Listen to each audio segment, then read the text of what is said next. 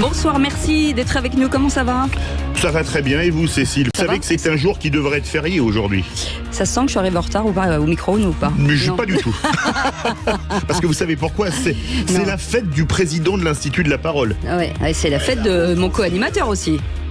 C'est la Saint-Philippe aujourd'hui. C'est la Saint-Philippe et Jacques. Oui. Jacques. Mais vous savez, on me l'aurait pas souhaité, je me serais pas recoquevillé dans ma coquille, comme c'était la Saint-Jacques. Oula, ça commence très, vous très l'avez fort, préparé de longue date. Ah bah oui, c'est vrai. Il m'a fallu 10 ans à peu près pour la trouver. J'ai vu. En fait, Cécile repart déjà. Non, je m'habille en fait. Ah non mais attendez, n'imaginez pas, elle était habillée quand même. Non, mais je suis très en retard Elle parce que ne j'avais pas va vu l'heure. jamais fait ce bonheur. Non, écoutez. Je vous en prie. Lady, c'est pas Lady Godiva.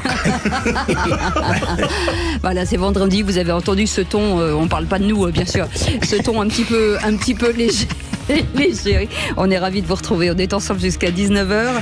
Le 0826 300 300 avec Aude qui vous attend. Allez, le sommaire de cette émission pour le grand débat du jour, comme tous les jours à 17h30. On est à 38 jours du scrutin. Et pour la première fois depuis le début de la campagne, Jordan Bardella et Valérie Ayé, tête de liste des européennes, ont débuté sans s'épargner. En tout cas, pendant plus de 2 heures, ont débattu hier sur BFM TV, l'occasion de se confronter, en tout cas sur leur projet entre européistes et nationalistes. Alors parlons vrai, Bardella-Ayé, est-ce que c'est le vrai duel des européennes ? Est-ce que finalement le débat est pas un peu trop monopolisé par ces deux candidats ? Voyez-vous une autre liste capable de se mêler à ce duel ? Et à cette question, qui pour vous est le grand gagnant du débat Bardella-Ayé ? Vous dites Jordan Bardella à 95%. Vous voulez réagir ? Le 0826 300 300. Et puis à 18h30, le coup de projecteur des vraies voix sur cette pression politique sur les médias qui augmente dans le monde. Alerte Reporters sans frontières à l'occasion de cette journée mondiale de la liberté de la presse. La Norvège arrive première dans son classement annuel. Et puis quand l'Érythrée arrive derrière, mais derrière la Corée du Nord, en dernière position, la France passe à la 24e, de la 24e à la 21e place dans ce classement, Philippe. Alors parlons vrai, je n'imaginais pas que la Corée du Nord ne pourrait pas être à la dernière place. Je demande à voir ce que c'est en Érythrée. Non, la France est-elle un modèle... C'est une dictature, je rappelle. On est bien d'accord. La France est-elle un modèle pour la liberté de la presse ? Comprenez-vous la remontée de 3 places de la France ? Peut-on parler de presse libre quand on voit les subventions par l'État d'une grande partie de la presse écrite ? Et à cette question, la presse française est-elle libre ? Vous dites non à 91%. Vous voulez réagir ? Le 0826 300 300. On vous souhaite la bienvenue, les vraies voix jusqu'à 19h. Les vraies voix Sud Radio. Et je ne sais pas si vous avez remarqué, nous n'aurons pas d'invité ce soir, puisque nous avons estimé que nos vraies voix sont capables, en tout cas, d'analyser totalement ces grands débats du jour. Oui, mais vous saviez pourtant qu'il y avait en face de moi oui, c'est ça. René Chiche et Joseph Touvenel. Exactement, je sais. René Chiche, directeur des rédactions du groupe Entreprendre la Fond Presse. Oui. Joseph Touvenel est avec nous, directeur de la rédaction Capital Social. Bonsoir, merci d'être avec nous, messieurs. Bonsoir Cécile, bonsoir Philippe. Ça va, Philippe Bilger ? Ça va, très bien. J'étais inquiet en ne vous voyant pas arriver, ma chère Cécile. Écoutez, j'étais dans mon bureau. J'étais en train de réécouter une séquence de ce débat hier avec Valérie Ayé et Jordan Bardella. Donc vous allez nous donner votre point de vue tout à l'heure. Pas du tout. Je vais vous sortir des sons qui vont vous permettre de commenter en tout cas ce qui a été dit. Ça a permis à hier. Philippe David de poser des questions très précises à notre météorologue, comme s'il avait besoin d'avoir des réponses. C'est ce qu'on appelle faire durer le plaisir. C'est ce qu'on appelle meubler surtout. Voilà, meubler, c'est ça comme ça. Au moins vous aurez plus besoin d'acheter de meubles, Philippe David. Allez, vous êtes très commode. Oui, je vous remercie.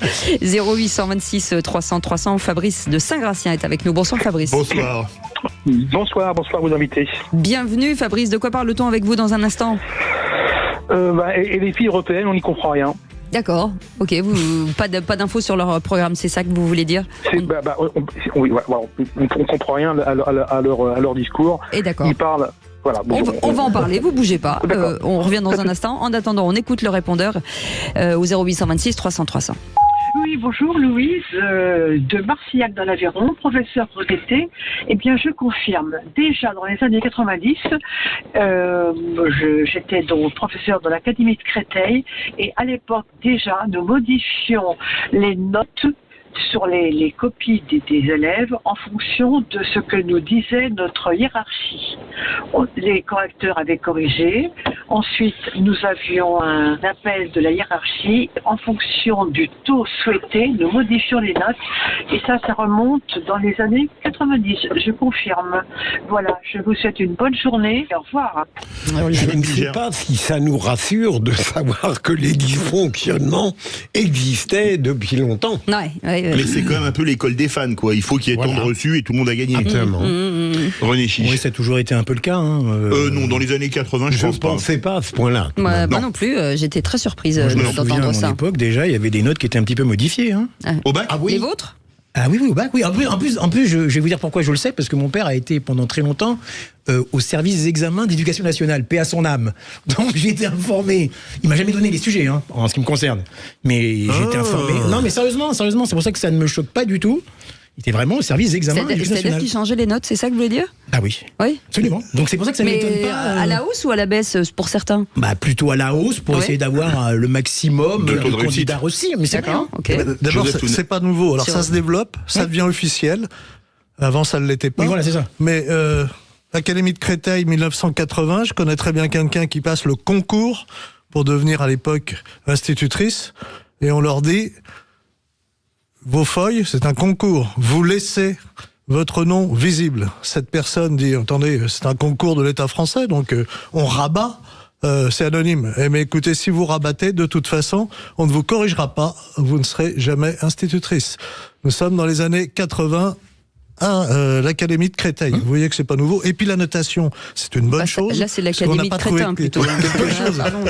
quelque chose de meilleur que la notation, mais vous prenez deux établissements avec des règles différentes. Le même élève, avec le même travail et le même résultat, peut dans un cas avoir 8 et dans un autre cas avoir 14. C'est vrai. Et donc, Quel voilà, rabat-joie ça vous pose faites, un autre Joseph, problème. tout de même. Ça fait froid dans le dos de ce que vous nous racontez là. Allez, 0826 300 300, retour dans le Val d'Oise à Saint-Gratien avec Fabrice. Fabrice, sur les européennes, sur ce programme de la France Insoumise pour lequel vous ne savez pas de quoi ils veulent, en tout cas pas ce qu'ils revendiquent pour les européennes. Effectivement, si on les écoute, on parle plus de Moyen-Orient que du bilan des 30 dernières années de l'Europe, de ce qui s'est passé en Europe et de ce qu'ils proposent pour les 30 prochaines, s'ils veulent rester dedans, s'ils veulent sortir, ce qu'ils veulent améliorer. Et aujourd'hui, ils ne parlent que d'Israël et du Hamas.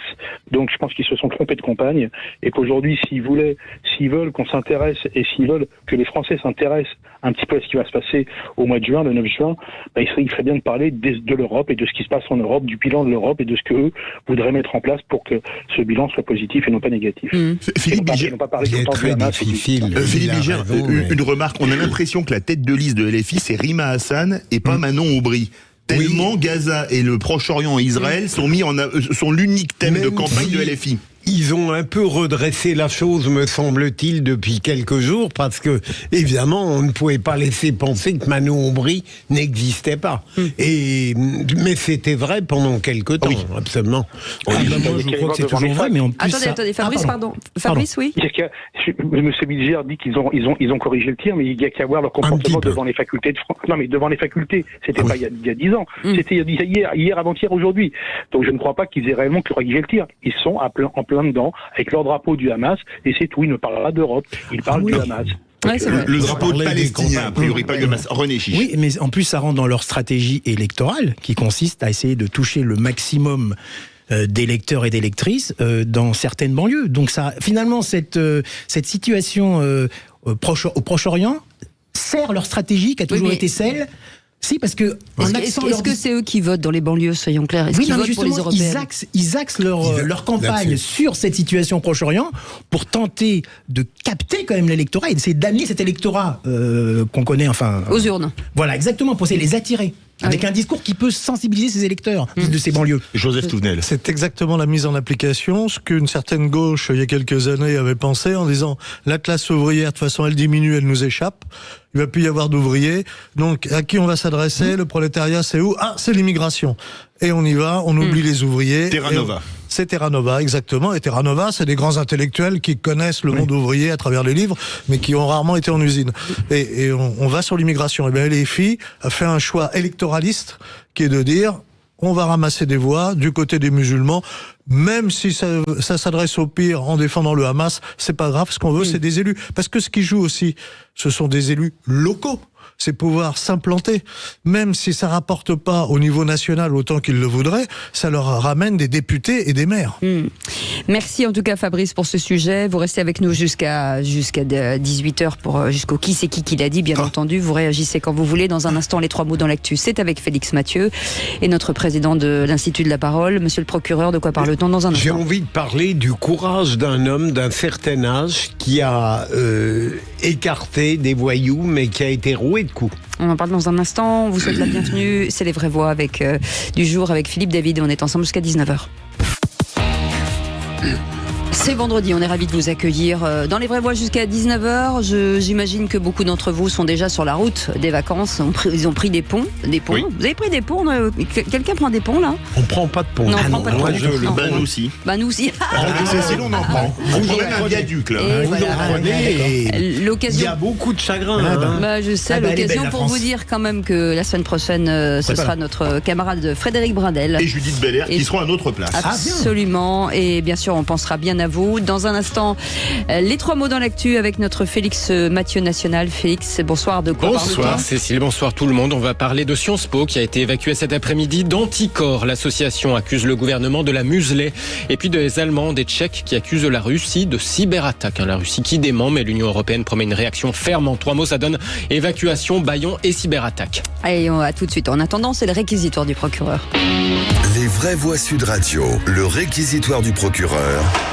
Philippe Bilger. Et vous allez requérir contre 4 voyous qui ont tabassé un sexagénaire et saluer le courage de ce sexagénaire, Philippe Bilger. Parce qu'un homme, le 1er mai, à 10h30, rue Théophraste Renaudot, dans le 15e, a vu des voyous, 4, vous dites, Philippe, qui cherchaient à forcer la porte d'un immeuble. Cette personne s'est mise à hurler pour empêcher l'accès de ces voyous et évidemment il a été roué de coups, très sauvagement frappé.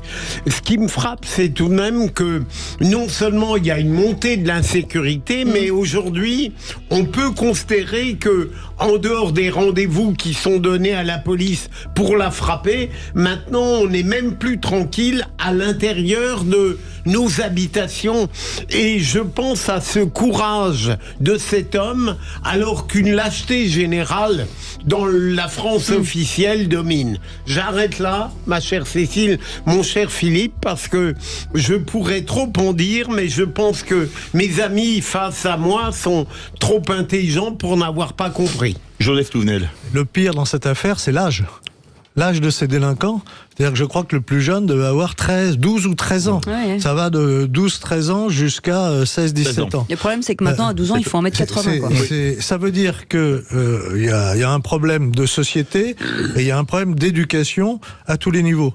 Le premier, c'est certainement des jeunes, délinquants, d'ailleurs je vais pas dire les jeunes parce que j'en ai marre d'entendre les jeunes, tous les jeunes ne sont pas des voyous, il y en a évidemment. qui se lèvent, qui vont bosser et qui ennuient personne. En majorité, heureusement. Ces délinquants, ce sont sans doute des garçons qui n'ont jamais connu la frustration. On leur a pas mis de règles, on leur a pas dit non, et savoir dire non, ça aide à grandir quand on est jeune, c'est mettre des barrières. Nous sommes des êtres humains, on a besoin de frustration et de barrières pour surmonter et pour vivre en respectant les autres. René Chiche. Oui, et ça rappelle justement entre ces jeunes et une personne âgée, ça rappelle l'incident qu'il y a eu quelques mois à Cannes où une vieille dame avait été agressée de dos. Il y a 2 ans à peu près. C'est il y a 2 ans, vous êtes sûr? Un an ou deux. C'était terrible. En plus, on voyait des images, vraiment. Le temps passe vite et il y en a tellement. Oui. Et en plus, comme vous disiez, Philippe, maintenant, c'est vrai qu'on n'est plus en sécurité, même à l'intérieur, ça c'est vrai. Mais en plus, il y a aussi le phénomène maintenant de ces codes d'immeubles que se donnent entre eux à partir des fois d'un livreur, qui transmet ensuite les codes à des délinquants moyennant finance pour pouvoir rentrer dans les immeubles. Donc ça, c'est un vrai problème. Et ça, je sais pas comment on peut lutter contre ça, justement. Vous voyez, le problème, c'est qu'on commande tout le temps et on n'a pas de solution. C'est ça qui est terrible. Merci beaucoup, Philippe Bilger. Tout de suite, les 3 mots dans l'actu, c'est avec Félix Mathieu. Les vraies voix Sud Radio. 3 mots dans l'actu, Félix, qui sont évacuation, bâillons et cyberattaque. Les manifestants pour Gaza évacués de Sciences Po Paris par les forces de l'ordre. La fermeté restera totale, promet Matignon. Une ligne rouge a été franchie, répond le comité Palestine. Anticor dénonce une procédure bâillon. Le gouvernement met en attente la demande de renouvellement d'agrément qui permettait à l'association anticorruption d'agir en justice. Et puis les gouvernements allemands et tchèques accusent la Russie de cyberattaque. Moscou dément, mais l'Union européenne promet de réagir. Les vraies voix Sud Radio.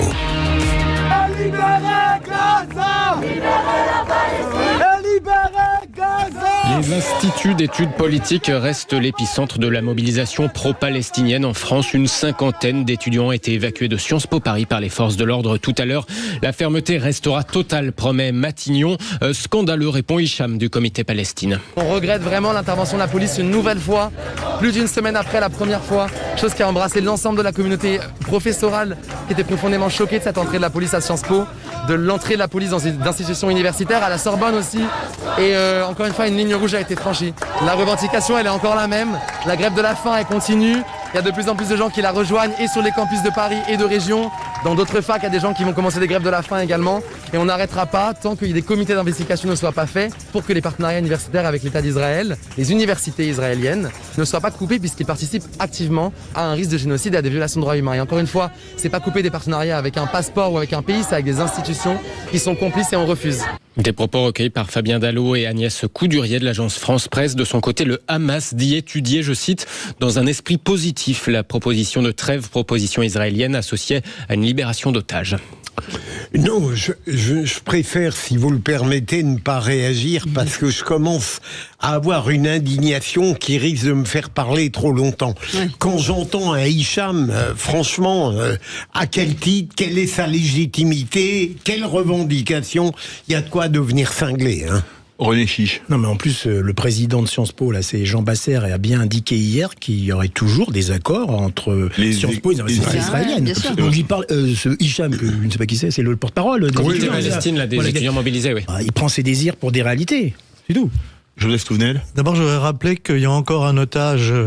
Non, on a appris la mort hier. Oui. Je sais pas, pour ceux qui sont dans la rue, qui ont oublié qu'il y a 3 Français pris en otage par les terroristes du Hamas et qu'il y a eu des centaines de morts massacrés dans des conditions abominables. Et je ne suis pas sûr que ces gens rendent le moindre service au peuple palestinien en mélangeant le peuple palestinien et les terroristes du Hamas. Dans notre histoire, il ne faut pas confondre, par exemple, les Allemands avec les nazis. Mais aujourd'hui, c'est ce qu'ils font. Et c'est insoutenable. Le deuxième mot, bâillon. L'association Anticor dénonce la mise en attente de la demande de renouvellement de son agrément. Oui, attention, c'est une affaire à tiroir. L'association spécialisée dans la lutte contre la corruption, impliquée dans 150 procédures, avait perdu l'agrément qui lui permettait d'agir en justice suite à l'annulation par le tribunal administratif de l'arrêté du Premier ministre Jean Castex. Anticor avait alors engagé 2 procédures, l'une contre cette décision du tribunal administratif et l'autre contre le refus implicite du gouvernement de lui refaire cet agrément, implicite car l'association n'avait tout simplement pas reçu de réponse. Depuis, Anticor a redemandé un agrément, mais le gouvernement vient de lui répondre qu'il mettait en attente cette demande en attendant justement la fin des procédures déjà engagées devant la justice administrative. Autrement dit, ces recours se retournent contre l'association qui, avant tout ça, voyait son agrément renouvelé tous les 3 ans. Anticor et sa déléguée générale Inès Bernard dénoncent des procédures bâillons. On a appris de manière assez étrange, je ne sais pas si vous avez vu, au milieu du mois de février, il y a un article du journal La Lettre, qui était l'ancien La Lettre A, qui nous dit que notre dossier serait suivi très étroitement par le secrétaire général de l'Élysée, Alexis Kohler. Voilà, ça nous étonne un petit peu parce que nous, Alexis Kohler, si je ne m'abuse, est quand même un petit peu conflicté en ce qui concerne Anticor, puisqu'Anticor est à l'origine d'une information judiciaire qui le concerne. Inès Bernard, déléguée générale d'Anticor, au micro Sud Radio d'Alexis Poulain. Moi, je suis à fond pour Anticor, quelle que soit la désapprobation qu'on peut avoir. Elle pallie parfois les carences de la justice. Un contre-pouvoir. Oui. Absolument. Ouais. On passe au rolling IFOP fiducial des Européennes pour Sud Radio, Le Figaro et LCI. Alors les grands équilibres restent les mêmes. Le RN gagne un demi-point à 31,5, Renaissance deuxième à 16,5, puis les socialistes 3 points derrière à 13,5. Un rolling à retrouver au complet sur sudradio.fr évidemment. Comme tous les jours, il est actualisé chaque jour à 17h. Et troisième mot, Berlin et Prague qui accusent Moscou de cyberattaque et et promettent de réagir. Oui, les gouvernements allemands et tchèques accusent un groupe de hackers russes contrôlés par Moscou d'une récente campagne de cyberattaque dans leur pays. Un comportement malveillant auquel l'Union européenne promet une réponse ferme. La Russie, de son côté, dément être à l'origine de telles cyberattaques. En tout cas, elles auraient notamment ciblé l'année dernière les adresses e-mail de responsables du SPD, le parti social-démocrate du chancelier Scholz. Ciblé aussi les services gouvernementaux, des entreprises du secteur de la logistique, de l'armement, de l'aérospatiale, ainsi que plusieurs fondations et associations selon le gouvernement allemand. Merci beaucoup Félix Mathieu. Allez, dans un instant, le grand débat du jour. On va revenir sur ces élections européennes. À un mois du scrutin du 9 juin, Jordan Bardella face à Valérie Ayé hier. Ils se sont affrontés donc lors de ce débat sur BFM TV. On va en parler dans un instant. Oui, alors parlons vrai. Est-ce que Bardella-Ayé, c'est le duel de ces élections européennes de 2024 ? Est-ce que le débat est finalement pas trop monopolisé par ces deux têtes de liste ? Voyez-vous une autre liste arriver à jouer les troubles faits et pourquoi pas passer à la deuxième place ? Et à cette question, qui pour vous est le grand gagnant du débat Bardella-Ayé ? Vous dites Jordan Bardella à 95%. Vous voulez réagir ? Aude attend vos appels au 0826 300 300. Et on a envie de vous entendre sur ce sujet. On vous attend jusqu'à 19h. À tout de suite. Les vraies voix Sud Radio, 17h-20h, Philippe David, Cécile de Ménibus. On est ravis de finir comme chaque vendredi cette semaine avec vous. C'est un vrai plaisir. Philippe Bilger qui est avec nous et bien entendu tous les jours. Et on est très content de l'avoir avec René Chiche qui est avec nous. Je suis content d'être avec vous. Oh, ben, mon petit chat, on vous remercie. Et puis Joseph Touvenel aussi. J'ai une larme médiatique. Non, rien. J'ai une larme je disais René médiatique. Chiche qui n'est pas là tous les jours. Non. Et pourquoi il aimerait être là tous les jours ? Ouf. Bah voilà pourquoi vous n'êtes pas là tous les jours. C'était un peu bizarre sa réaction. C'est fou comme quoi. En fait, il est lucide. Bah oui. J'ai pas votre talent, c'est vrai, j'ai pas votre talent, Philippe. Allez, tout de suite. Moi, je suis très très content d'être là parce que j'ai pas revu notre jeune chinoise depuis qu'elle a été se promener. Cécile, c'est vrai. Changli. Ils l'ont libérée, c'est déjà ça. Allez, bienvenue, c'est le grand débat du jour, voilà. Les vraies voix Sud Radio, le grand débat du jour.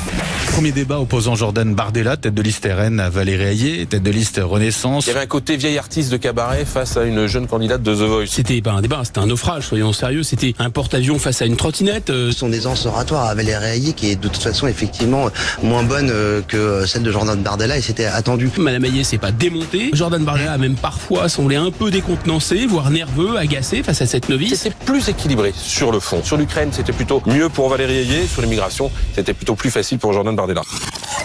Eh bien, on va vous demander votre avis puisque tu as 38 jours du scrutin pour la première et le début de la campagne de Jordan Bardella et Valérie Ayé, tête de liste aux européennes. Ils ont débattu hier sans s'épargner pendant plus de 2 heures. Ça a été long, l'occasion de se confronter en tout cas sur leur projet, un européiste et l'autre nationaliste. Alors parlons vrai, est-ce que c'est le vrai duel des européennes Bardella et Ayé ? Est-ce que le débat est un peu trop monopolisé par ces deux têtes de liste ? Est-ce que vous verriez une autre liste, Raphaël Glucksmann ou une autre, capable de jouer dans les 2 premières places, dépasser par exemple Renaissance? Et à cette question, qui pour vous est le grand gagnant du débat Bardella-Ayé?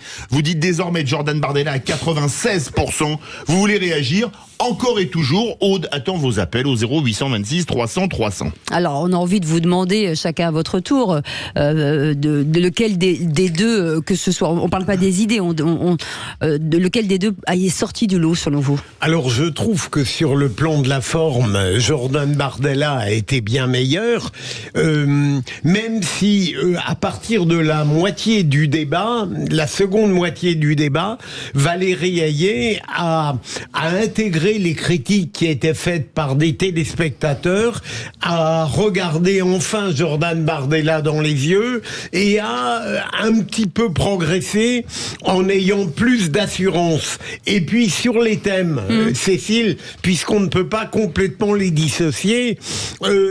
J'ai été frappé que sur l'immigration, Jordan Bardella a dominé. Sur l'Ukraine, c'était pas évident. Et au fond, psychologiquement, cette jeune Valérie Hayé, relativement jeune, est très estimable. Je veux dire que elle a cherché à être méchante, mais elle n'y arrive pas. Profondément, on n'y croit pas avec sa voix qui est la voix d'une femme qui a du mal à être coriace, pugnace. J'ai trouvé qu'il a dominé, mais qu'elle n'a pas été médiocre. René. Oui, alors, bon, c'est vrai que Bardella a gagné, mais pour moi, il a pas écrasé Valérie Hayé. D'abord, c'était un match, au départ, pour moi, inégal, médiatiquement. Vous avez Jordan Bardella, qui est une bête médiatique, qui a une aisance naturelle, qui est un professionnel des plateaux, face à une élue technicienne en plus de l'Europe, qui fait plutôt bien son boulot, d'ailleurs. Donc, il y a quand même moins d'aisance que lui. Mais, moi, au début, je l'ai trouvée pas bonne du tout, mais je trouve qu'au fil du débat, elle s'est améliorée. Elle a pris de l'épaisseur, elle a montré quand même qu'elle maîtrisait les dossiers, comme on l'entendait dans les sonores tout à l'heure. Elle a même parfois un petit peu déstabilisé Bardella, qui bien sûr l'a gagné sur la forme. Mais par exemple, elle a été nettement meilleure que la tête de liste 2019, Nathalie Loiseau, où là, Bardella l'avait vraiment écrasé. Ouais. Et d'ailleurs, ça a été l'essor, ça a été son ascension. Mais pour une victoire à la Pyrrhus, à même pas 1%. Oui, tout à fait. Mais durant le débat, il avait vraiment été... Oui, elle avait été catastrophique. Et dernière chose, je terminerai en ce qui me concerne pour l'instant. Je trouve qu'en plus, elle a peut-être séduit certains électeurs macronistes, peut-être un peu hésitants, vous voyez, ou qui seraient peut-être tentés, pourquoi pas par Glucksmann, voire même, dit-on, certains par Bellamy. Elle a quand même montré qu'elle pouvait être une valeur montante. Alors bien sûr, elle a peut-être pas encore la voix bien assurée, etc. Mais moi, je trouve qu'il y a quelque chose en elle qui peut promettre pour l'avenir. Joseph Touvenel. Est-ce qu'elle est courageuse? Parce qu'elle est C'est exactement ce que lui a dit Bardella. Et ça, c'est très intelligent de reconnaître des qualités à l'autre. Ce qu'elle n'a pas fait. Et souvent, dans les débats, l'adversaire, on considère qu'il n'a aucune qualité. Bardella, et effectivement, elle est courageuse parce que c'est celle qui a accepté d'être tête de liste en sachant qu'il y avait de grandes chances qu'elle se fasse ramasser comme une crêpe. Ce qui, dans les sondages, pour le moment... Et elle a accepté parce que personne ne voulait y aller. Absolument, parce que tous les autres, courageusement, vont se cacher derrière en espérant être élus, mais ils n'y vont pas. Cela dit, c'est Jordan Bardella, pour moi, qui a gagné. Alors, il est doué, mais effectivement, quand il faut assumer une mauvaise politique, c'est très difficile. Et à un moment donné, il y a eu tout un débat. C'est sûr que quand c'est pas vous qui l'avez mis en place, c'est compliqué. Le mot d'immigration par rapport à l'insécurité. Alors, ou elle n'est pas dans la réalité, enfermée dans la citadelle de Bruxelles, ou alors elle n'ose pas dire les choses. Et quand on se refuse à voir les choses, on a du mal à défendre de bonnes idées. C'est pour moi aussi simple que ça. Et puis, on voit qu'il y a 4%... des auditeurs qui disent qu'elle a gagné. On peut saluer sa famille qui nous écoute. Ouais. Allez, 0826 300 300, Simon est avec nous de Perpignan. Bonsoir Simon, bonsoir. Bonsoir Simon. Oui, bonsoir Cécile, bonsoir c'est Philippe. Bon, mais moi je voulais rebondir à tout ce qui a été dit. J'ai eu... je veux dire, le malheur d'écouter cet échange, parce que ça a été interminable. Bon, moi, Valérie Hayé, je suis désolé, mais elle n'a aucun charisme. Le courage, c'est pas du courage, c'est de l'ambition. Et elle a pris ça, elle a pris cette balle au bon pour essayer de faire une carrière, parce que c'est une techno. Les éléments de langage, elle ne devait pas en sortir, donc on lui a imposé effectivement de suivre les directives du grand chef. Donc voilà, elle est handicapée avec un bilan en plus du grand chef qui est quand même plus que difficile à supporter. Donc elle n'était pas quand même dans une situation très favorable. Bon, après elle a surtout essayé de faire des sujets pour recoller le RN au Front National. Bon, ça c'était d'une maladresse inouïe, en essayant plutôt que de combattre sur les sujets et effectivement de mettre en avant ses connaissances, puisque c'est une techno, à 100%, fille d'agriculteur. Bon, faut pas quand même qu'elle nous le prouve, mais si c'est la réalité, elle a vite oublié, comme beaucoup de choses quand on a changé de niveau social. Donc voilà, tout ça a transpiré de cette personne qui a quand même plus elle n'a pas vraiment de toute façon le charisme, on le voit bien. Elle essaie Simon, après l'exercice c'est très compliqué quand même. Ah non, mais j'ai jamais dit que l'exercice était simple. Ah mais oui, quand on a, je veux dire, les prétentions justement de s'atteler à ce genre d'exercice, il faut s'y préparer. Il faut savoir si on a la capacité. Nous, on nous demande pas de faire la même chose. Après, les prétentions, c'est comme tout, faut les assumer. Hein. Et bon, je pense qu'elle est loin du compte. Bon, après, de toute façon, c'est juste une vision de carrière politique. C'est pas quelqu'un qui est du tout intéressé. Et puis son européisme équivalent à celui du président de la République. Bon, on voit bien que pour l'instant, c'est pas la chose qui porte le plus. Mais il fallait surtout pas contredire les dires du président de la République.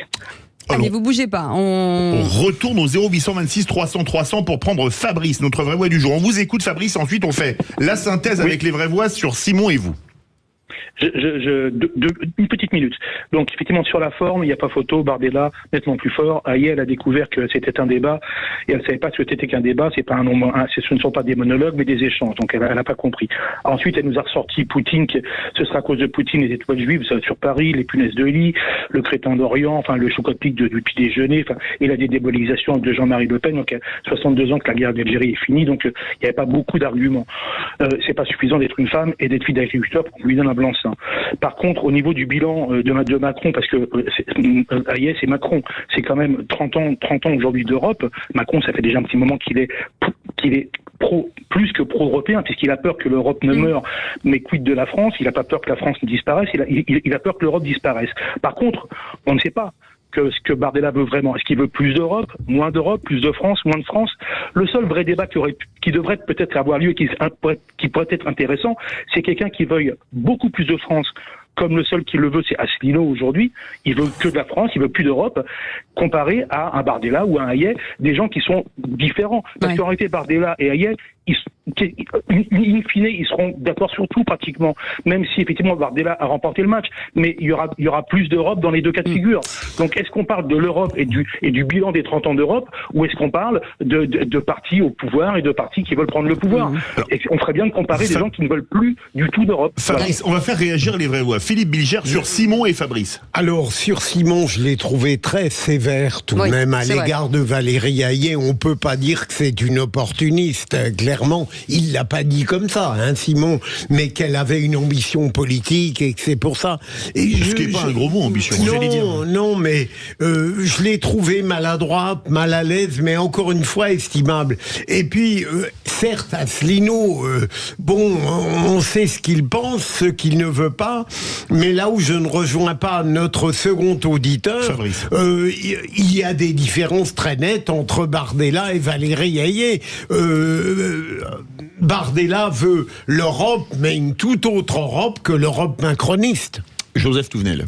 Oui, alors moi je suis d'accord avec Simon sur l'ambition, parce qu'on ne va pas là sans ambition. Alors c'est pas forcément un gros mot, encore faut-il avoir conscience si on a les moyens de son ambition. C'est quand même elle qui est présidente du plus gros groupe parlementaire au niveau européen. C'est donc c'est quand même une ambitieuse, parce que les places, elles ont été chères. Hein. Elle a toujours travaillé pour l'Europe. Mais ce qui est étonnant dans ces cas-là, quand je suis la numéro 1 du groupe principal du Parlement, que je ne sois pas meilleur sur les sujets techniques européens. Ça m'a surpris. Ce que dit Fabrice, il met le doigt sur quelque chose. Alors, je suis pas entièrement d'accord avec lui, mais quand on parle d'Europe, et j'aimerais bien que nos politiques répondent à cette question, pouvez-vous définir l'Europe? Moi, je suis un Européen, d'abord parce que je suis un Européen de naissance. Voilà. Mais je ne confonds pas l'Europe et Bruxelles.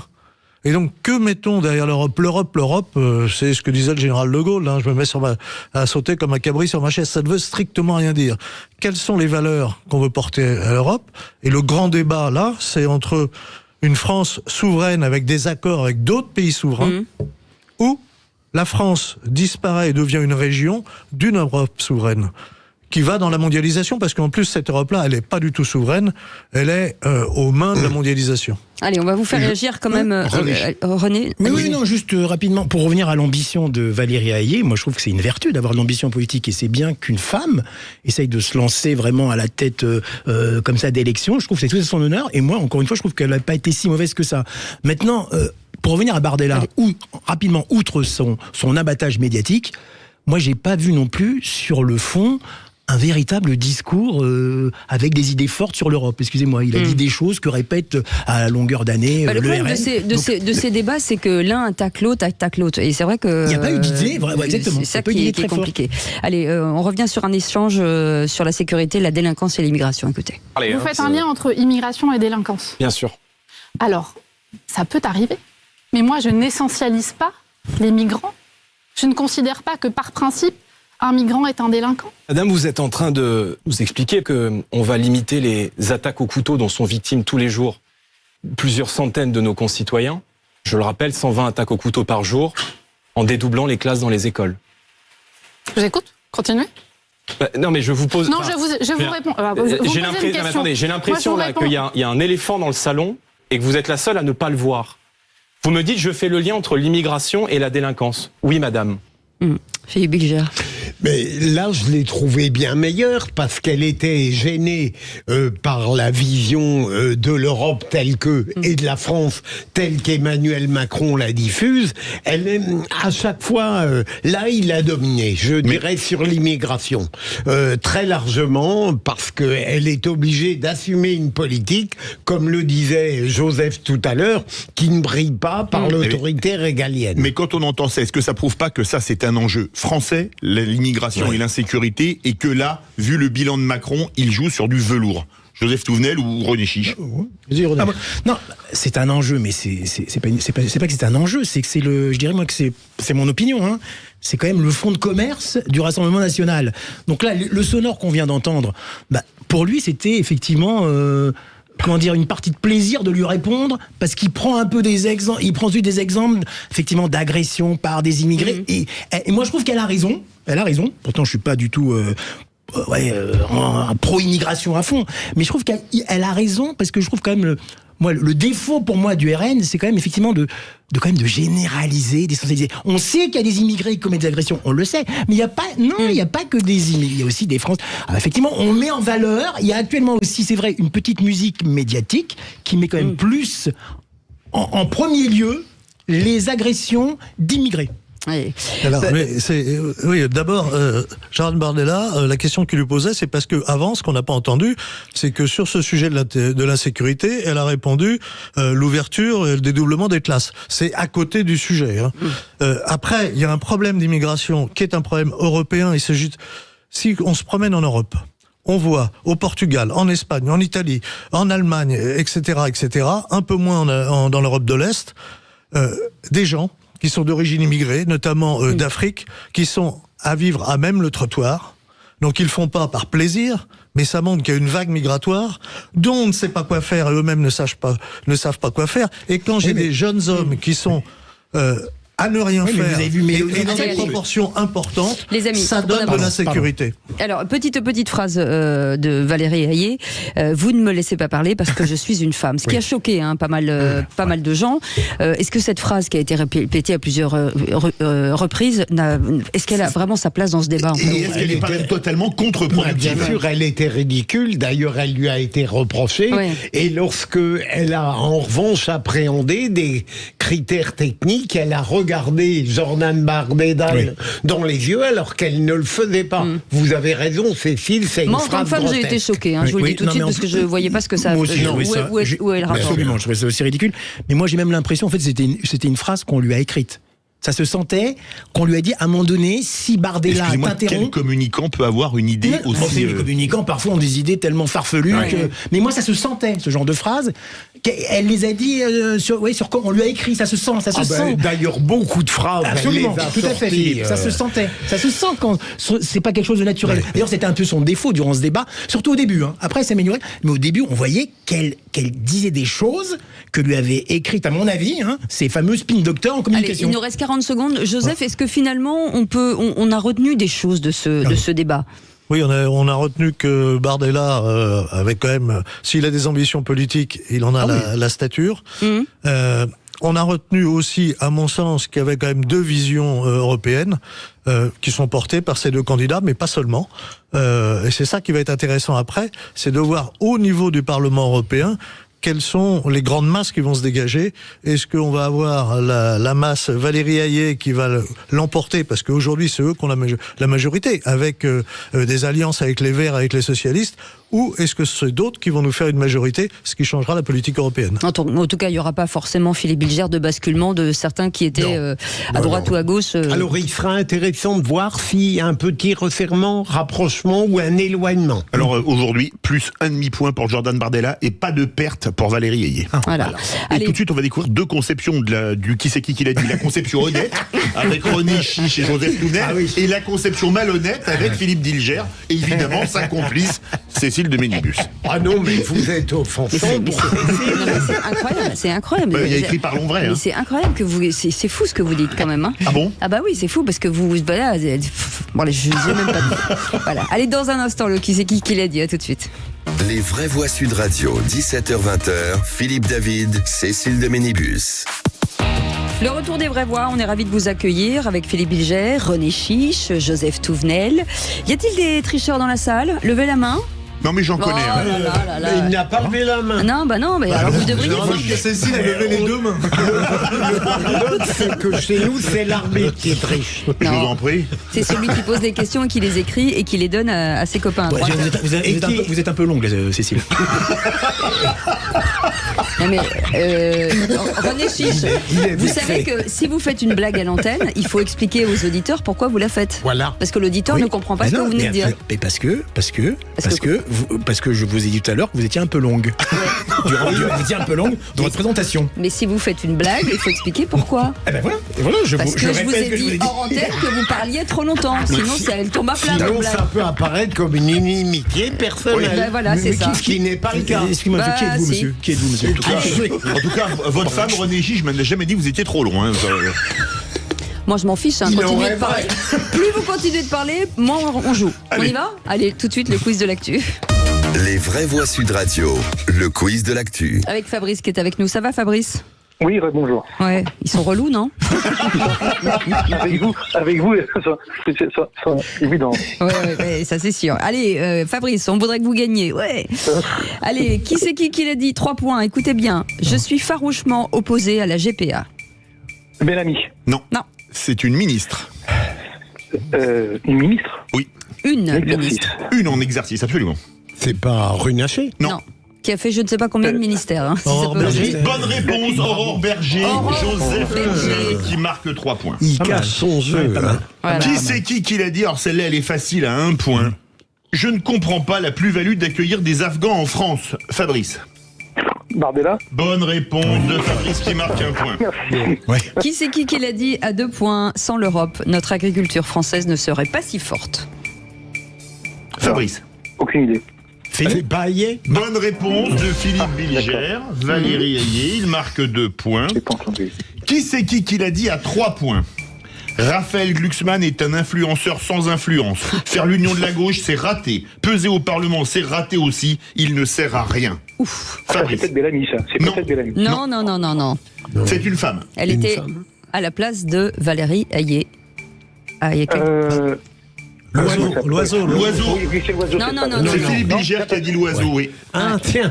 Pour une fois, il y a une intégrité féminine qui commence à être contagieuse. Voilà, enfin. Ça t'a coûté cher, Philippe? Je vous dis juste une chose, fais comme l'oiseau. Ouais. Écoutez bien, Fabrice, écoutez bien. C'est une question. Qui c'est qui l'a dit à 3 points? L'envoi de troupes au sol en Ukraine est un débat aberrant. Ah, ça, c'est peut-être Bellamy. Bonne réponse de Fabrice. Ce matin, il est très bon. Qui marque 3 points. Qui c'est qui l'a dit? Tiens, allez, un autre à 3 points. Soyons fous. Je suis la chef du parti qui discute avec le plus de monde à gauche parce qu'on doit gagner par ailleurs en 2027. Fabrice. Manon Aubry? Non. À gauche? Oui. Allez-y. Desfontaines? Non. La Vert, là, je sais pas comment ça s'appelle. Marine Tondelier. Merci, Joseph. J'ai toujours eu... Philippe Bilger service au 3e âge. Attention, qui c'est qui l'a dit? 1 point sur la rencontre Macron-agriculteur. C'était un temps où les filières et les organisations syndicales ont pu exprimer ce qu'étaient leurs attentes pour l'avenir. Fabrice. Roussel. Non. Féno. Bonne réponse de René Chiche, Marc Féno. Alors, Eh les bien, points. écoutez, personne n'est Fanny. Non. Vainqueur Philippe Bilger et sans tricher, 8 points. Oh là. Deuxième Fabrice, 4 points. Troisième Bravo, Joseph Fabrice. Touvenel, 3 points. Et dernier, il a sauvé l'honneur. René Chiche, 1 point. Oui. Je n'ai pas voulu participer. Ah oui, c'est ça. Fabrice, Depuis qu'on lui a dit qu'il parlait trop. félicitations en tout cas pour cette... Bravo. Il est bon. Il a trouvé bel ami. Ah bah il en a trouvé pas mal. Merci d'avoir joué avec nous. Merci à vous. On vous embrasse, on vous souhaite un bon week-end. Bon Et week-end. Merci. à très bientôt dans 10 minutes, le tour de table de l'actu des vraies voix avec Philippe Bilger. Une palme d'honneur pour mon actrice emblématique, Meryl Streep. Ah, avec vous René Chiche. Ah bah moi aussi, c'est un peu le cinéma. Le phénomène, un petit truc en plus. Oui. Ah, très bien. Ah oui, avec Joseph Touvenel. Moi, je vais vous parler du droit de grève, un droit auquel je suis très attaché, mais dont certains, visiblement, l'utilisent très mal. Allez, on en parle dans un instant, on fait une petite pause. Heureusement que Joseph est sérieux. Votre et ce numéro 0826 300 300, n'hésitez pas à l'utiliser, on vous attend, à tout de suite. Les vraies voix Sud Radio, 17h-20h, Philippe David, Cécile de Ménibus. Bienvenue dans Les Vrais Voix, on est ravis de vous retrouver ce soir avec du talent, de la beauté, du physique, du cerveau. Merci de parler de ma qualité. De la beauté. Philippe Bilger, René C'est gentil, Chiche, c'est la Joseph première Touvenel, du beau gosse, intelligent, Merci. drôle, qui a du talent, et Philippe David, bien entendu. Dans un merci. instant, Félix Mathieu. Il n'y a que des garçons là autour de oui. vous, c'est bien, Et c'est bien. qu'est-ce qu'on pourrait dire de vous, ma Ouais. chère Oh Cécile? là là, mais allez-y. Je poursuivrais bien la métaphore de Lady Godiva. Félix Mathieu, dans un instant, de quoi parle-t-on? 1200 bougies sur mon gâteau, c'est que j'ai beaucoup grandi. Bah ouais, 12 siècles, ça fait un bel âge quand même. C'est l'âge vénérable du village de Pomerol dans l'Hérault. On est avec celui qui organise les festivités d'anniversaire dans un instant. On parle beaucoup de Sciences Po ces derniers jours en raison des mouvements pro-Palestine, mais tout le monde semble avoir oublié, actualité oblige, que depuis la démission de Mathias Vichra le 13 mars dernier, l'IEP n'a plus de directeur. Un poste qui aiguise les appétits pour un institut en déshérence, gangréné qu'il est, entre autres, par le wokisme importé tout droit des USA. Un wokisme qui pourrait perdurer quand on voit les noms dévoilés dans la presse pour prendre la direction de l'institut.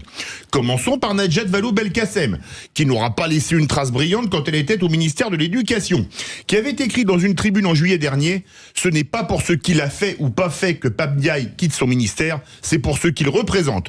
Hommage assumé au ministre le plus wokiste nommé à la tête du mammouth, wokisme 1, Sciences Po 0. » Continuons avec Rima Abdul Malak, qui n'aura pas non plus laissé une trace brillante quand elle était ministre de la Culture, qui voulait faire de la couleur de peau un des critères de recrutement pour, je cite, mieux représenter la diversité sociale et géographique dans les métiers de la culture.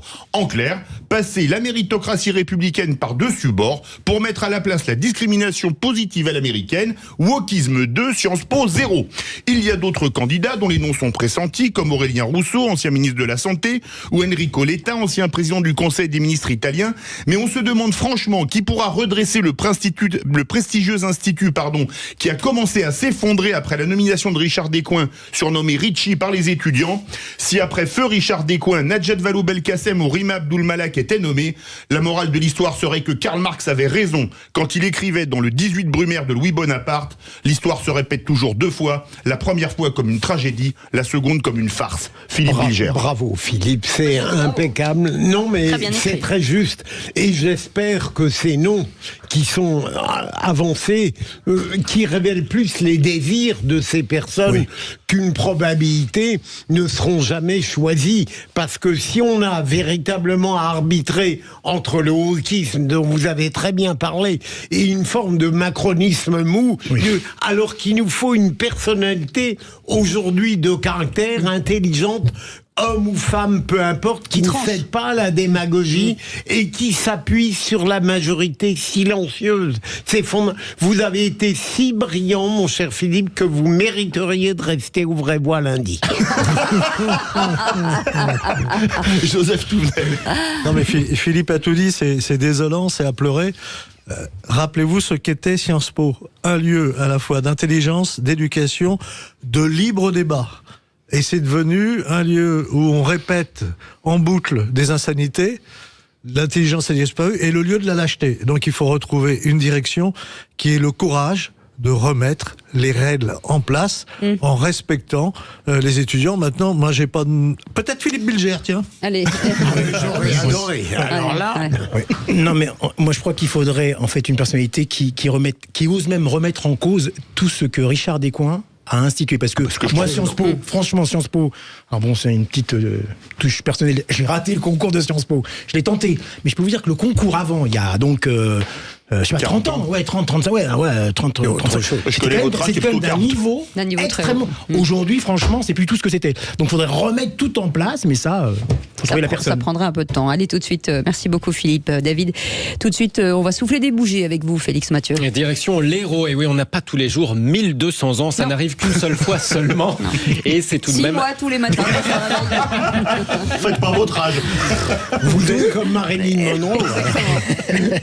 12 siècles d'âge, l'âge du village de Pomerol dans l'Hérault qui va organiser toute une série de festivités pour l'occasion. La semaine prochaine, une grande fête médiévale, 3 camps médiévaux avec des tentes, un marché d'artisans avec 80 figurants costumés. Il y aura même, tenez-vous bien, la cérémonie de bénédiction du vin de Pomerol après la messe en présence de l'archevêque de Montpellier, Monseigneur Turigny.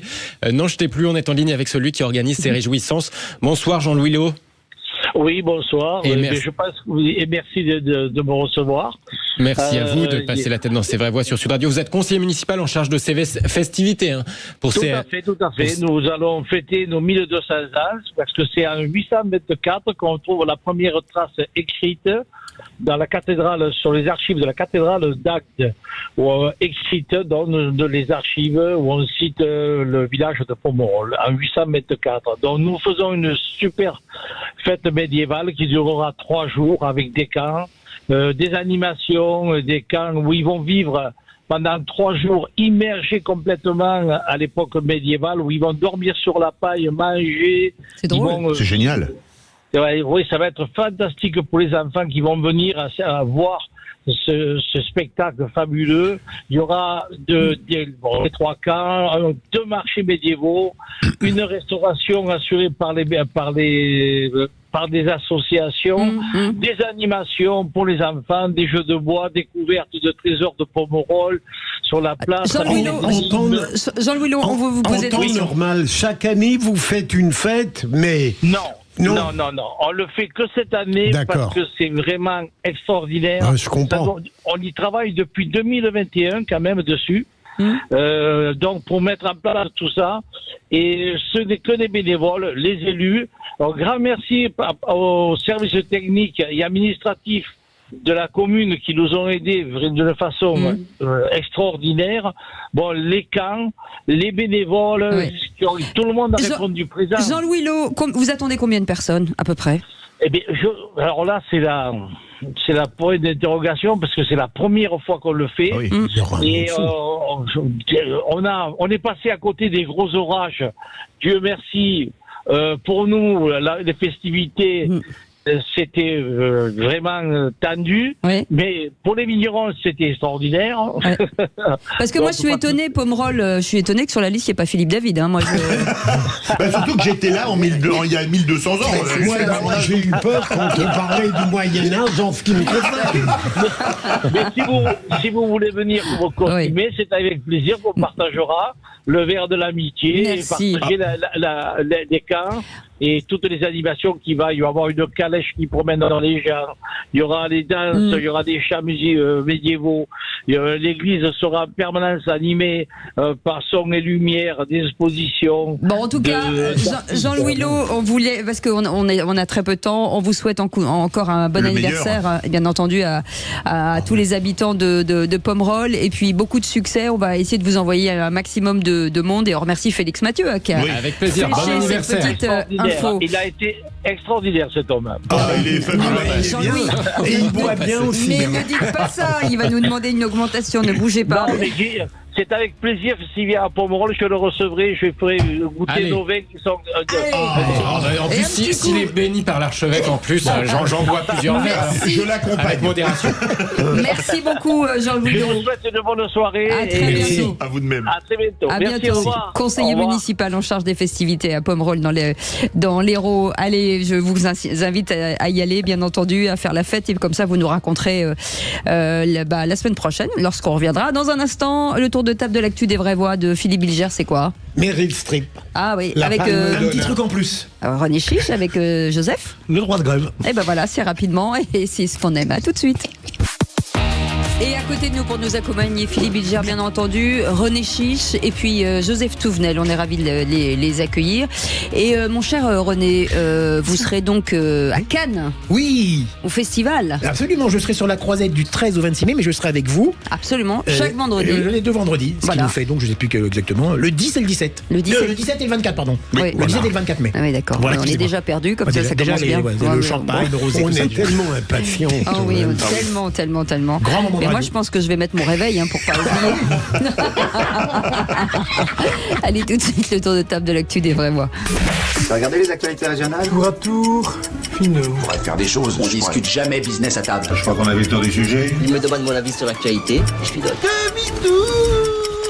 Le tour de table. De l'actualité. Philippe Bilger, c'était une très grande actrice que vous voulez consacrer votre tour de table. Bien sûr, en dehors de ces actrices mythiques, je pense que j'ai toujours une fascination pour Greta Garbo. Dans les actrices des 30 dernières années, j'ai toujours placé au premier rang, même si on peut discuter la validité des classements. Cécile n'y est pas, c'est scandaleux. Eh bien, Comédienne, grande comédienne. j'ai toujours placé Meryl Streep au sommet. Elle a une beauté certaine. Il faut la voir dans Out of Africa. Ouais. Elle a une intelligence extraordinaire. Elle a une capacité de jouer tous les rôles de la comédie, la plus drôle à la tragédie, la plus émouvante. C'est une immense actrice. Et pour une fois, je trouve que cette distinction suprême échoue à quelqu'un qui la mérite. C'est très rare dans la vie. Bah écoutez Philippe, quand je la croiserai à Cannes, je lui dirai vous que vous les la verriez, bien sûr. Absolument. Non, moi aussi, c'est une Non mais moi aussi je suis d'accord avec Philippe, c'est une actrice. D'ailleurs c'est un modèle pour toute une génération d'actrices. Et moi j'ai encore revu récemment, je vais être bref, le film Kramer contre Kramer. Oh là là, j'ai adoré ce film. Et c'est incroyable. Et j'ai toujours les larmes aux yeux. C'est vrai, je l'aime. Oh ben, c'est non, bien sûr pas. Bien sûr, non. Prolongé. Joseph Touvenel, fan de Meryl Streep aussi. Oui, et puis les 2 films Out of Africa ou Kramer Mais contre même Kramer le diable, ça me dit elle est magnifique. Elle joue pas un rôle aimable. Non, mais on se dit que quelqu'un désagréable. Une véritable actrice féministe. En tout cas, c'est un examen en 3e qu'a eu mon fils. Et on lui a demandé, l'examinatrice lui a demandé de citer des femmes, des vraies femmes féministes, etc. Et il a cité Marilyn Monroe. Excusez-moi, Joseph. Une véritable actrice féministe. Bon, c'était pas vraiment le cas. Excusez-moi, vous êtes un peu long là, pas une Joseph. mauvaise actrice. Vous êtes un peu long, Joseph, là. Non, mais par contre, elle a fait une déclaration. Elle a fait une déclaration avant d'arriver à Cannes. Elle a dit I want to meet Philippe Bilger. Un René Chiche. Later. Ouais, parce que j'avais complètement oublié qu'elle avait fait Mamma Mia aussi. C'est vrai que c'est le grand écart quand même. Mamma Mia, c'est génial. Je l'ai vu 3 fois. Au bout de l'enfer à ses débuts. Voyage au bout de l'enfer. Ouais, Elle jouait dedans. incroyable. Avec son mari d'ailleurs. Le choix de Sophie, c'est une perfection. Absolument. En tout cas, elle va recevoir une palme d'honneur. Voilà, et elle a dit qu'elle avait hâte de venir en France. Voilà. Voyage au bout de l'enfer était un des premiers films qui tenait la route sur la guerre du Vietnam. Magnifique. Absolument. René Chiche, puisque nous restons dans le on va dans le cinéma, très bonne transition, ma chère Cécile, vous êtes remarquable. Bah, je sais. Vous faites bien votre métier, vous aurez une augmentation le mois prochain. Donc, arrêtons-nous. C'est une très belle histoire, je vais être assez bref. C'est l'histoire donc d'un petit truc en plus, ce film d'Artus, l'humoriste très populaire.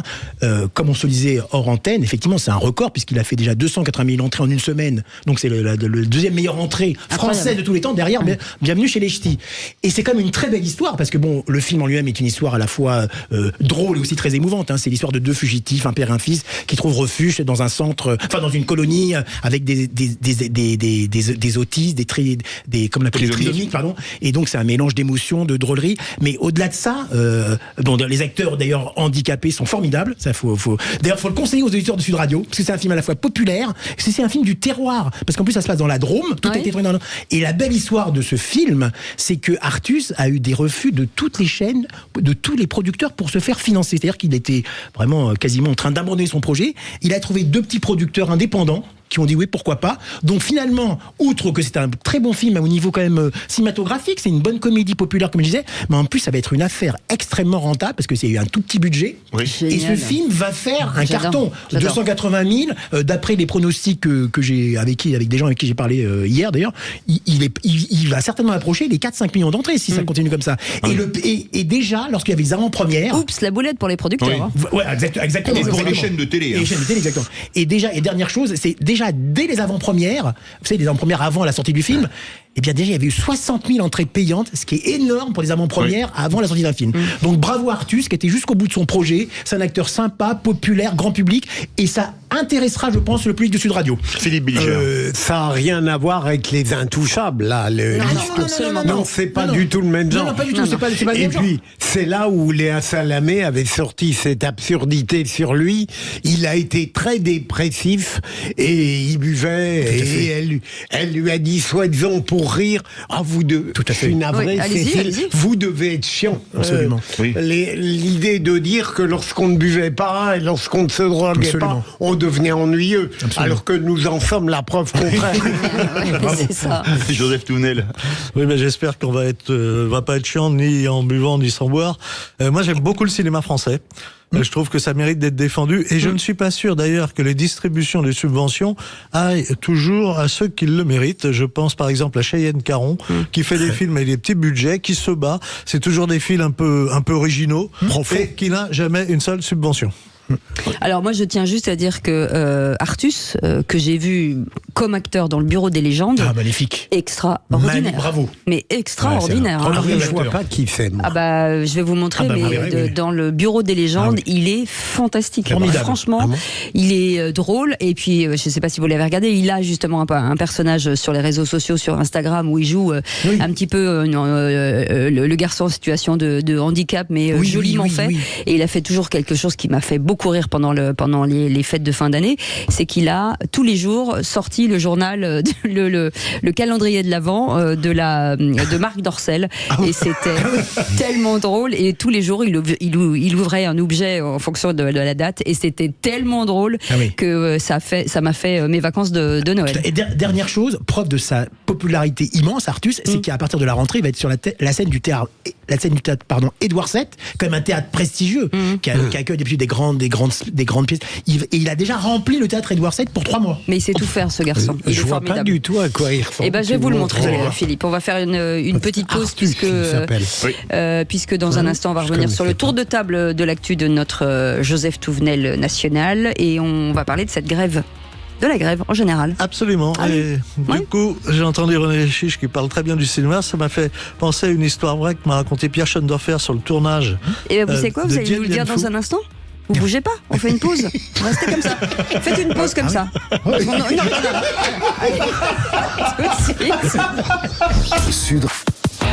Bienvenue dans Les Vraies Voix. Je ne sais pas si vous avez écouté depuis le début, vous avez raté des choses. On vous le dit à chaque fois. Vous pouvez le réécouter sur notre chaîne YouTube, et disponible aussi grâce à Aurore, bien entendu, sur YouTube et sur Twitter, X. Voilà, avec Joseph Touvenel aujourd'hui, René Chiche, Philippe Bilger. C'est le tour de table de l'actu de Nos Vraies Voix. Et Joseph, vous étiez en pause il y a quelques instants. J'étais en pause avant de se mettre en grève. Parce que René, parlant cinéma, me fait penser à ce que m'avait raconté Pierre Schoendoerfer sur le tournage de Dien Bien Phu. À un moment donné, il y avait le responsable syndical, un chef éclairagiste de la CGT, qui voit Pierre et qui lui dit Monsieur Schoendoerfer, on se met en grève. Pierre Schoendoerfer, il n'avait pas un gros budget. En grève, ça veut dire que le film ne va peut-être pas sortir. Mais pourquoi vous mettez en grève? Parce que nos salaires ne tombent pas comme ils devraient tomber. Donc on arrête. Pierre Schoendoerfer dit que vais-je faire? Et le gars reprend, mais ça c'est ce que vous allez dire à Paris.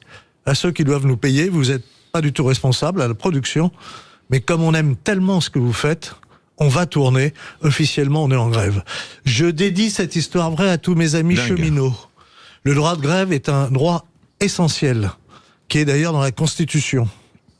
Mais quand on a un droit, on a des devoirs. Et quand je vois les menaces, les cheminots ou d'autres, pour les Jeux Olympiques ou à d'autres moments, qui font grève, qui mettent des entreprises en danger, qui mettent des salariés en danger. Certains perdent leur emploi, certains ne peuvent pas aller travailler.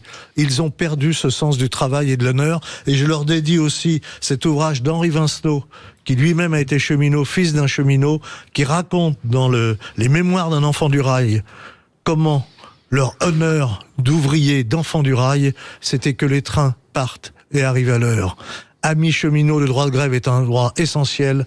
Un jour, on va vous le supprimer par vos excès.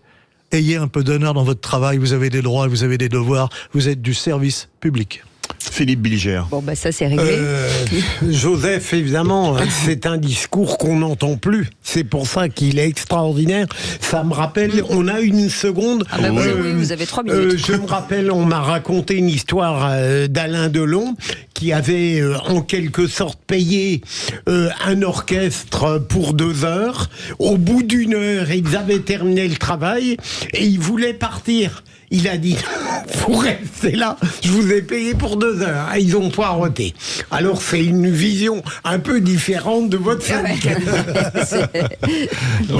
Oui, moi je comprends ce que vous dites, Joseph. Mais de toute façon, à mon avis, d'ici les Jeux Olympiques, il n'y aura pas de grève. Ils vont pas faire grève parce que malheureusement. Moi je pense que vu. Attends, je termine. Vu le contexte des Jeux Olympiques, la direction va accepter leurs éventuelles revendications. Alors après, qu'on soit d'accord ou pas. La direction a déjà accepté. Oui, non, mais il peut y avoir de grève, même à la RATP aussi. On parle de futur. On parle aussi de future peut-être grève chez les éboueurs à Paris. On parle aussi de ça. Je parlais en général, excusez-moi, pardon.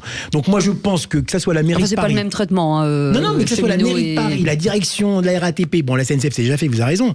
Ils vont accepter parce que ils peuvent pas se permettre, et le gouvernement mettra la pression pour que tout le monde soit au travail avec leurs revendications satisfaites. Moi, je crois que ça va être le cas. Ah, c'est possible. Mais je prenais les Jeux Olympiques parce que la France reçoit. Et quand on reçoit, on essaye de bien recevoir. Mais au-delà des Jeux Olympiques, ce que je dis est permanent. Moi, je suis très choqué. Mais vous savez qu'à la SNCF, ils font des efforts considérables. Et la direction cède depuis des années. Tous les salariés en France doivent travailler une journée sans être payés, dites journée de solidarité. À la SNCF, cette journée de solidarité, c'est 1 minute 52 de travail par jour. Et par contre, la caissière de votre grande surface, on va lui demander de travailler un dimanche gratuitement. Oui, c'est vrai que la solidarité, le syndicalisme, c'est la solidarité. Et c'est aussi la solidarité entre salariés, entre travailleurs. Et à un moment donné, oui, à la SNCF, on peut faire grève s'il y a vraiment un gros problème. Mais à un moment donné aussi, il faut que je pense aux travailleurs que je suis censé servir. Vous savez quoi? Avec vous, comme père, je rangerai ma chambre et je mangerai ma soupe. Ça, c'est vous devez vous sentir bien seul, Joseph, dans le syndicalisme français. Mais il l'aurait mis sur de bons rails. Bien seul, 10%. Non, mon cher Philippe, c'est pas le moment. Ça fait jamais que la 100e fois. C'est pas. Je prends ça comme un coup de pied dans le train. Philippe, dans ma branche professionnelle, je faisais 59,4% des voix face à toutes les autres organisations syndicales, avec un peu de travail et aussi avec des grèves justifiées sans bloquer tout le système. Crâneur. Le crâneur. C'est vrai. Merci beaucoup, Joseph Touvenel. Allez, vous restez avec nous. Dans un instant, on va revenir sur l'organisation Reporters sans frontières qui a dévoilé vendredi 3 mai son classement annuel de la liberté de la presse, Philippe. Oui, et parlons vrai. Comprenez-vous cette remontée de 3 places de la France? Est-ce que pour vous, la France est un modèle de liberté de la presse? D'ailleurs, peut-on parler de presse libre quand on voit les subventions de l'État pour certains titres? Et à cette question, la presse française est-elle libre? Vous dites non à 89%. Vous voulez réagir? Aude attend vos appels au 0826 300 300. Soyez les bienvenus, on est ensemble jusqu'à 19h. Les vraies voix Sud Radio, 17h-20h, Philippe David, Cécile de Ménibus. Bienvenue dans Les Vraies Voix, jusqu'à 19h avec Philippe David, comme tous les jours. Philippe Bilger est avec nous, avec le vendredi, c'est souvent Joseph Touvenel et René Chiche, et on est ravis de les accueillir. Ça paraît pas comme ça, mais si, finalement, oui. Pour que Joseph fasse oublier Virginie Calmel, c'est un exploit. C'est énorme, c'est énorme. C'est vrai que vous lui ressemblez pas tellement. Non, c'est pas... C'est sûr que c'est pas de lunettes. Si je les retire, ça a tout changé. Oui, c'est ça, c'est exactement. On embrasse Virginie d'ailleurs. On l'embrasse exactement. Et c'est tout de suite le coup de projecteur de nos vraies voix. Les vraies voix Sud Radio, le coup de projecteur des vraies voix. Et les pressions politiques sur les médias augmentent dans le monde. Alerte Reporters sans frontières à l'occasion de la journée mondiale de la liberté de la presse. La Norvège arrive première dans son classement annuel quand l'Érythrée, je vais y arriver, arrive dernière. Derrière la Corée du Nord, la France passe de la 24e à la 21e place de ce classement, Philippe. Alors parlons vrai, comprenez-vous cette remontée de 3 places de la France? Est-ce que pour vous la France est un modèle de liberté de la presse? Peut-on parler prince libre quand des titres sont massivement subventionnés par l'État? Et à cette question, la presse française est-elle libre? Vous dites non à 89%. Vous voulez réagir? Aude attend vos appels au 0826 300 300. Et à cette question, Philippe Bilger, est-ce que la presse est en danger? Est-ce qu'on n'arrête pas d'entendre « Oh oui, on nous muselle, on ne peut pas dire ce qu'on veut ».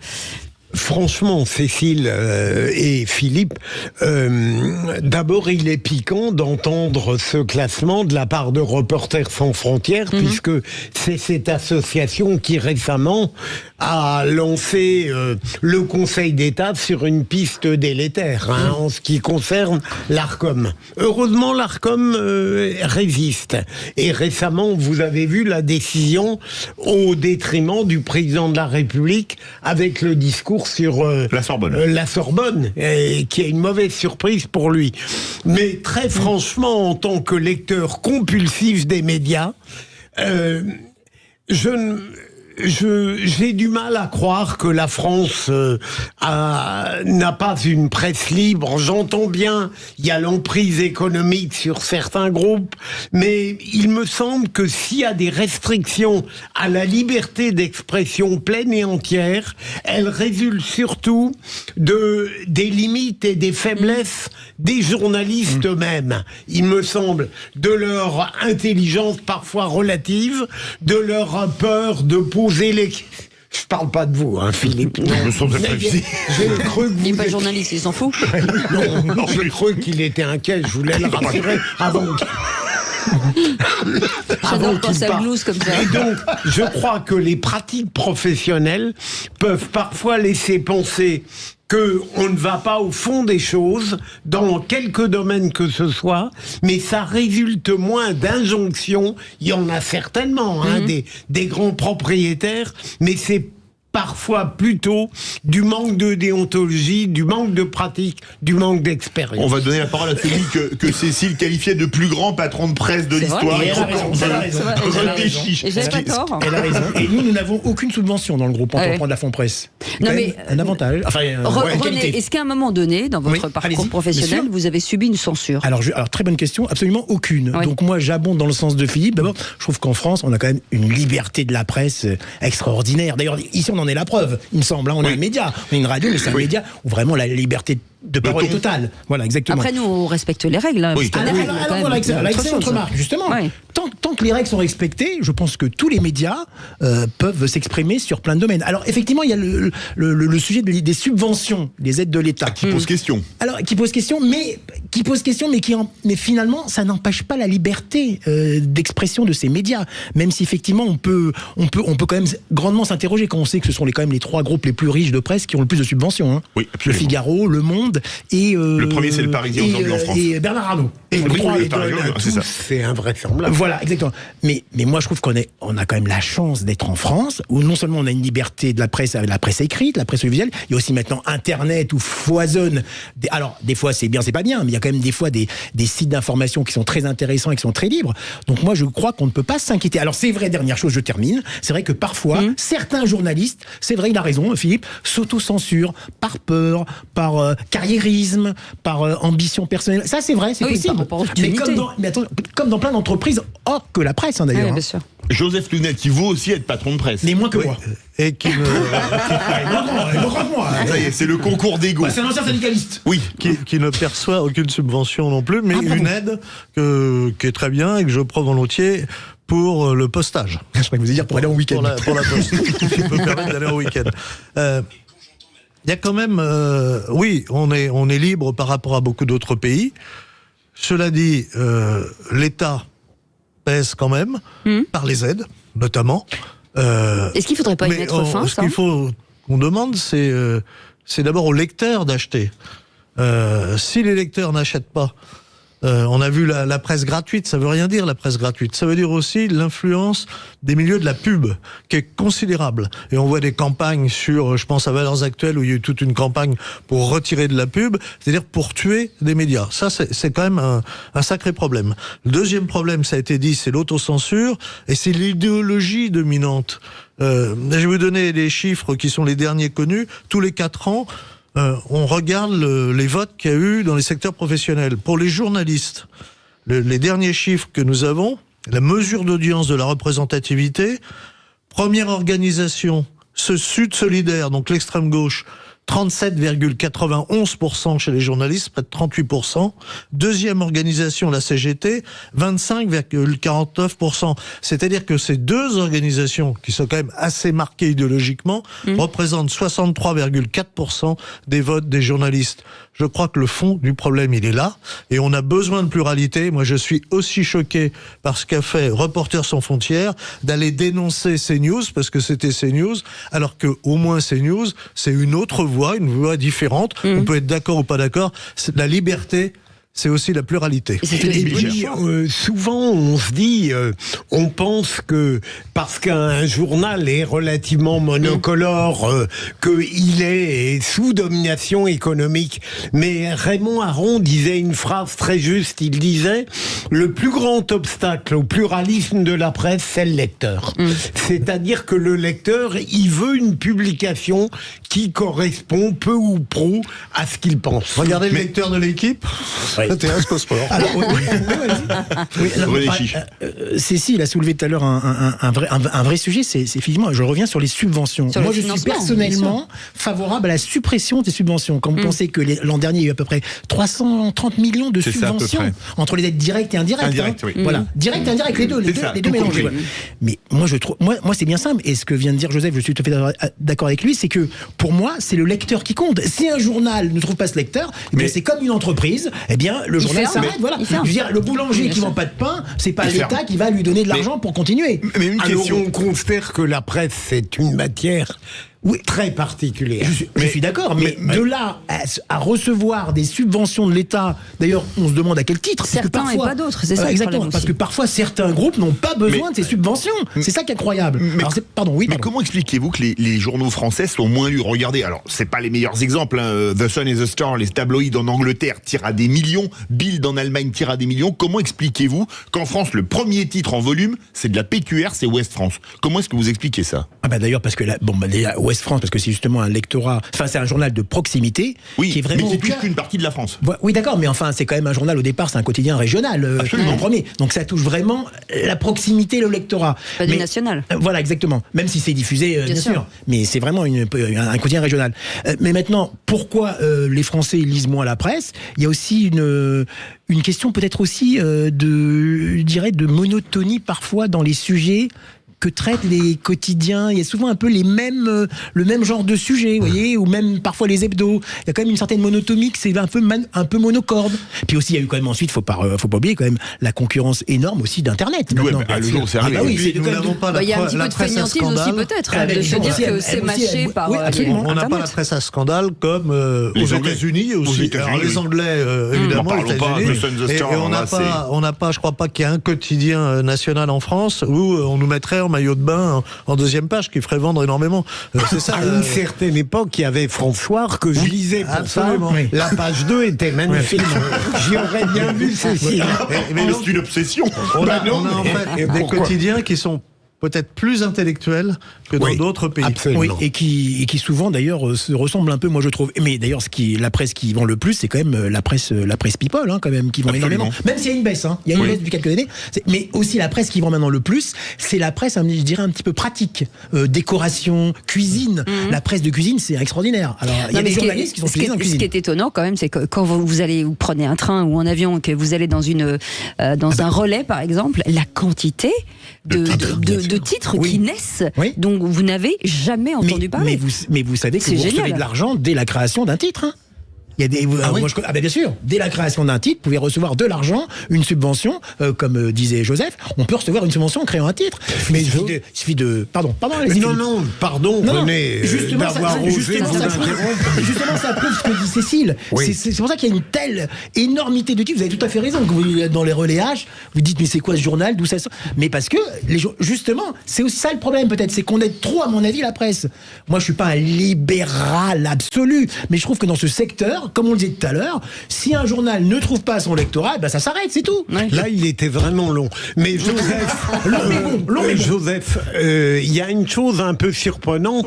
Vous avez dit que les journaux français seraient en général plus intellectuels, alors que je crois que des pays étrangers, au contraire, ont lors des fins de semaine souvent des journaux, mais qui sont incroyablement complets et longs à lire. Peut-être pas des, hein. Oui. Souvent, oui, on va trouver l'Angleterre ou l'Allemagne. Mais on ne trouve pas autant de quotidiens que chez nous. Oui. C'est un journal intellectuel. Alors avant, ça aurait été Le Monde, mais maintenant, c'est plus pour les intellectuels, Le Monde. Mais quand vous avez lancé, il nous reste même pas une minute, Capital Social, ça a été dur de trouver un actionnariat, que les banques fassent confiance, etc. Mais les banques ne font pas confiance. Ça a été beaucoup de chance parce qu'il y a quelqu'un qui m'a dit, vas-y, tu le feras bien. Voilà. Bah ça, c'est beau. C'est le soutien. C'est beau. Et c'est qui, c'est quelqu'un? C'est moi. Je vais tout vous dire. Je suis aussi un peu juriste, c'était mon boulot de syndicaliste. J'avais fait gagner un procès qui a rapporté beaucoup.